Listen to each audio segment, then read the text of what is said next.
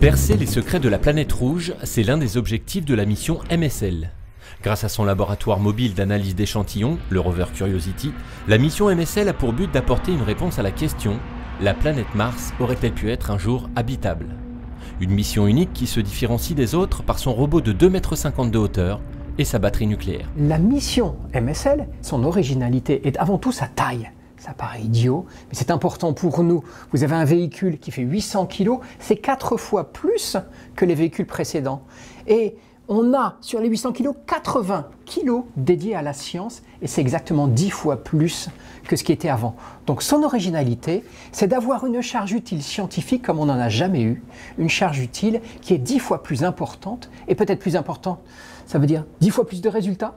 On l'espère, on verra, mais en tout cas 10 fois plus d'ambition, ça c'est sûr. 4 véhicules d'observation étudient la planète rouge aujourd'hui. Le rover Curiosity de la mission MSL va permettre de compléter l'étude de Mars et de retracer son histoire ancienne. Et qui plus est, qu'est-ce que c'est que l'histoire de Mars? C'est l'histoire du passé. Maintenant on en est convaincu. Mars, ça fait 3 milliards d'années qu'il ne se passe pas grand-chose, mais dans le premier milliard d'années, il s'est passé des choses extraordinaires. Or, à la même époque, la Terre développait la vie dans son premier milliard d'années.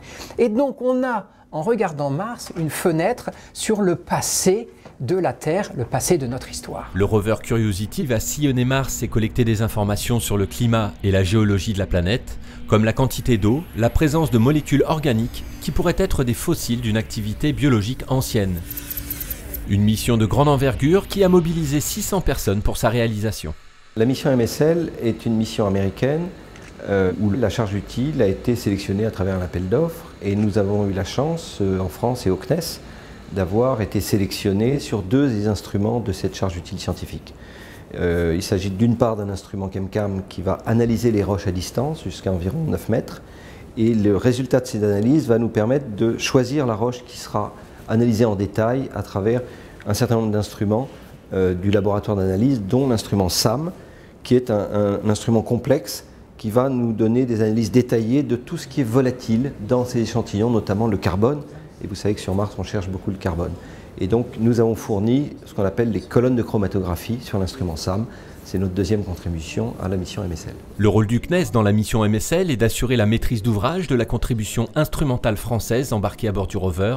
Mais ce n'est pas tout, CamCam et SAMGC vont être également pilotés par les ingénieurs du Centre spatial de Toulouse. Une nouveauté aussi dans cette mission, c'est que le CNES met en place un centre d'opération dans lequel on se trouve là actuellement.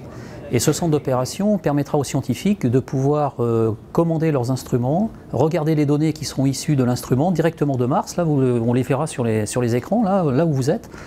Et les ingénieurs vont pouvoir générer des commandes qu'on enverra directement sur Mars pour commander nos instruments.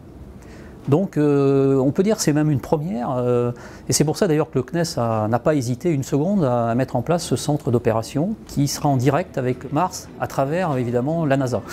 Après un voyage de plus de 8 mois dans l'espace, le rover se posera sur Mars en août 2012. Les scientifiques de la mission MSL pourront alors exploiter les données de Curiosity pendant 2 ans.